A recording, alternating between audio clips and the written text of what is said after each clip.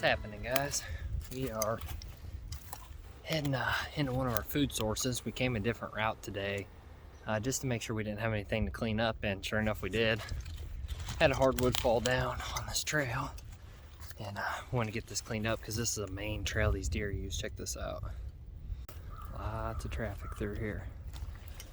So we have this thing hung up across the whole road, and deer were starting to go out and around there instead of using this trail that we mowed out in the off season. So we just want to hurry up and get this cut up, and hopefully they'll continue using it here. We're gonna head on in now to this food plot, and got some more trees and stuff to cut over here.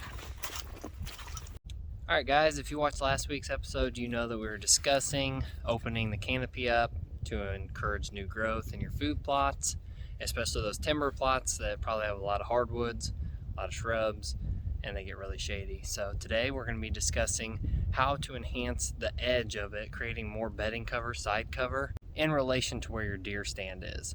But before we discuss that, we just found a shed, so let's go check this out.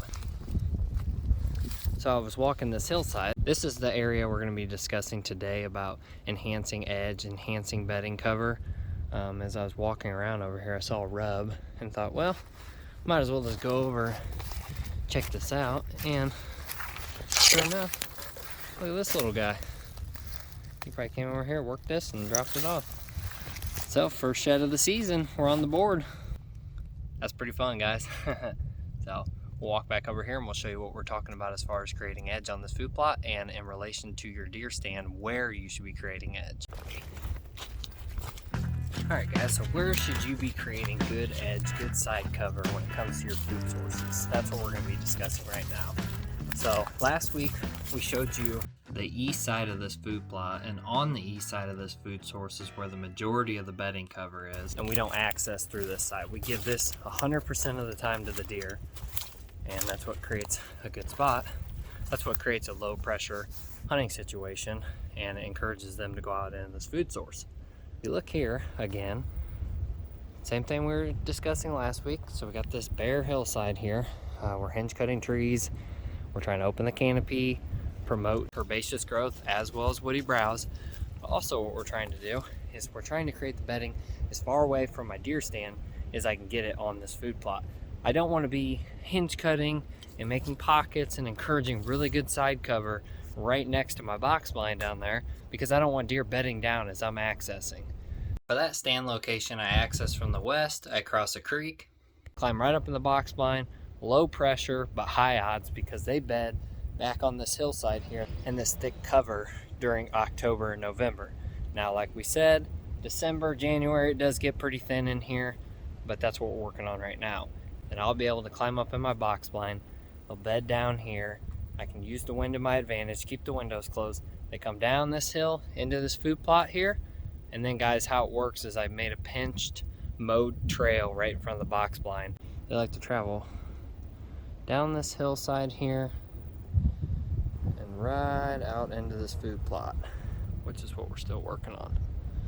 And then down there is the box blind that you can see right there.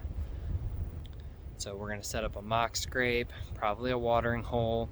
Like I said, we're going to be planting rye, radishes, brassicas, soybeans in here. We're going to have a plethora of food. We're going to create better side cover here by hinge cutting, allowing new growth to grow in here. And this is as far away from my deer stand as I can get it. So I'm creating side cover all around here, away from my stand, to create high odds. So guys, anytime you're thinking about where your stand needs to go, think about in relation to where the deer are going to be traveling and where they're coming from. I know they're traveling down by that stand. That's why we picked that spot. That's why we put that blind there to begin with. But I also know that they start typically in this location. Another thing is we put our stand up in an inside corner, which an inside corner meaning if there's a timber line and it makes a 90, I want to put my stand on that inside corner, because I know those mature bucks are going to come down that timber line and they're going to want to use that to travel instead of crossing out into the open, which for me works out good because it's an open ag field and I know they don't want to go out in that. They're going to want to come through this food plot, scent checking does, also getting a bite to eat, and they're going to want to pinch in front of that blind and then get on the next timber line, and then as it gets later at night, they'll trickle out into that ag field. So inside corners are really good to look for on your property. if you're looking for a food plot location, guys, I highly recommend those. Those are great. Another thing we're going to be working on is this south facing slope up here. It's really bare too, and we're going to start doing prescribed fires. We want to create better habitat on this hillside. This south facing slope gets a lot of action. Bucks bed halfway up this thing during the rut. A lot of times what they'll do is they'll go up to the next bench, bed on that bench, or they'll be all the way at the top at the oak flat up there.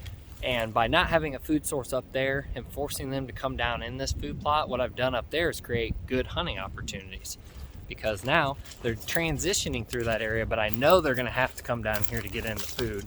By me not having a food source up there, guys, I'm not risking going up, bumping deer out of a food plot to climb into my stand. I know they're gonna be coming down here, but it's a high odds area to catch them traveling that flat. There's a lot of acorns up there as well. So they're browsing, they're rubbing, they're checking the bedding areas for does, and then they're also heading down to this food plot, which creates really good hunting opportunities. So guys, if you're gonna create edge on your food sources, be aware where your deer stand is. Try to create all the edge, all the cover, all the bedding away from where you're gonna be accessing your stand. Hope that helps you out this coming deer season, and we'll be back next Friday.